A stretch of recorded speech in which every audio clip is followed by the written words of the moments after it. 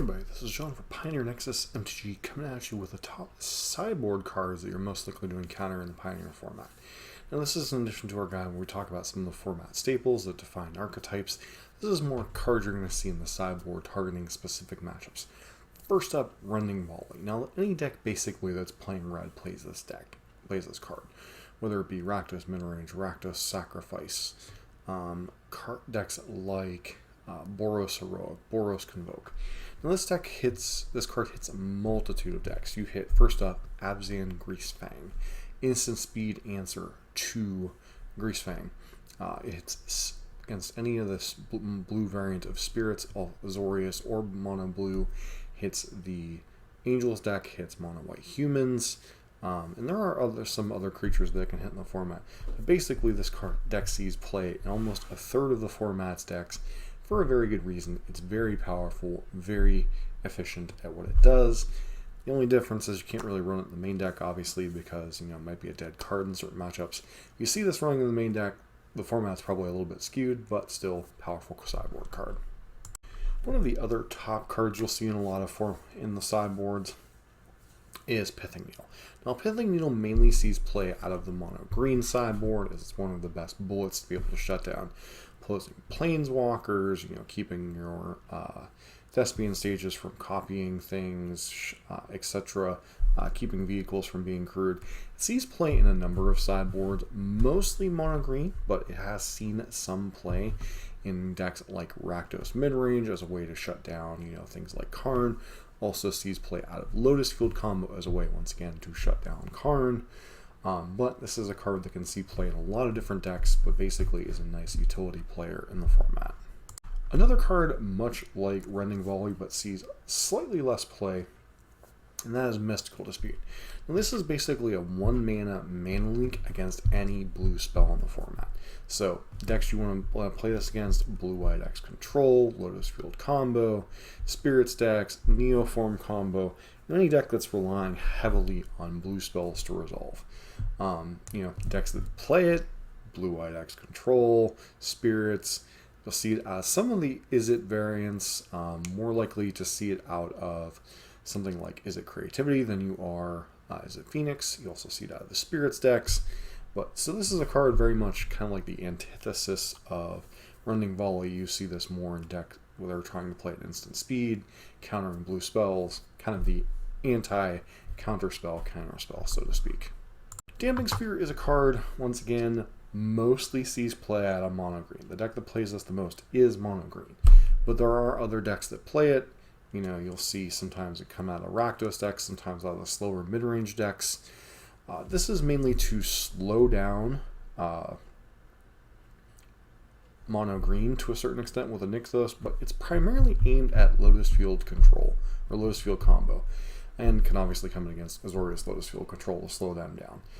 This is a card that punishes spell-based combo and decks that tap for multiple mana, most of which those boxes tick the Lotus Field combo, but you'll see this out of mono green, sometimes Rakdos Midrange, sometimes Gruul Boats.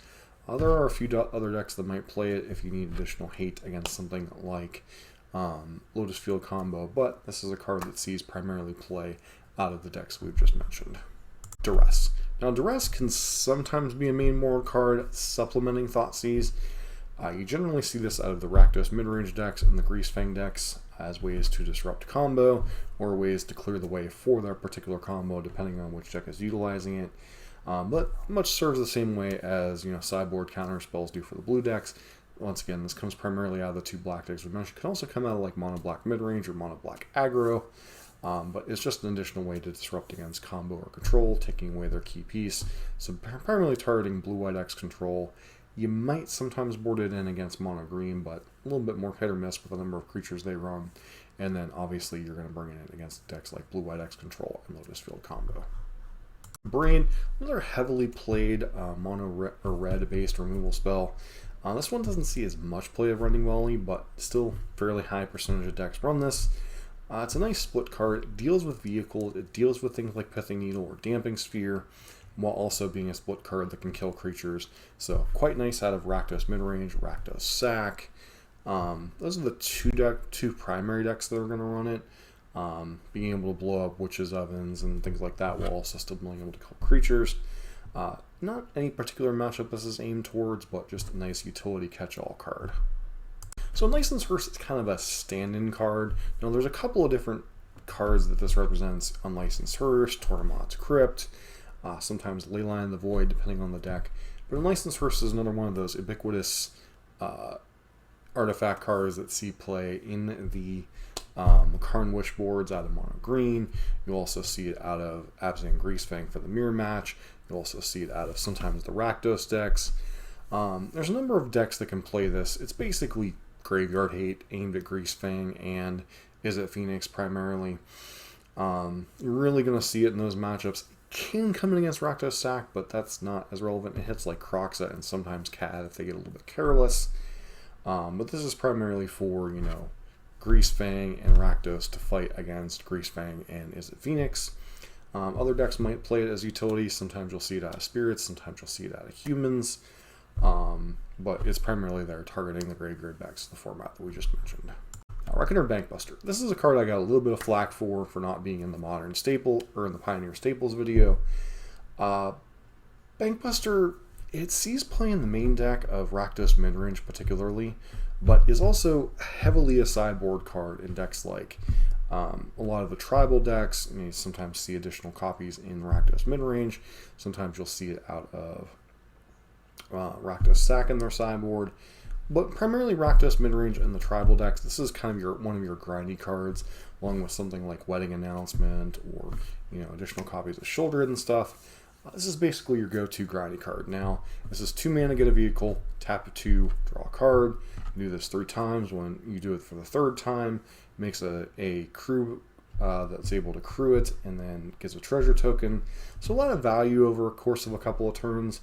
Once again, this is primarily one of the grindy cards for especially the tribal decks, you know, Spirits, Rogues, Humans. Very powerful card, sees a lot of play. Sometimes as a bullet out of mono green, but this is kind of one of your cheaper grindy cards in the format. Next up, much in the vein of Mystical Dispute, Rending Volley, Aether Gust is a hate card aimed at primarily mono green. This is a split, you know, put target spell back on top of their deck, put target permanent on top of their deck. A lot of tricky things you can do with Aether Gust. It's quite nicely priced at 2 mana, a little less efficient than Mystical Dispute or Rending Volley, but a little bit more modal. Can kind of be a pseudo counter spell, pseudo remove something. The only thing it's kind of weak about it is that your opponent can choose to put it on the bottom of their deck.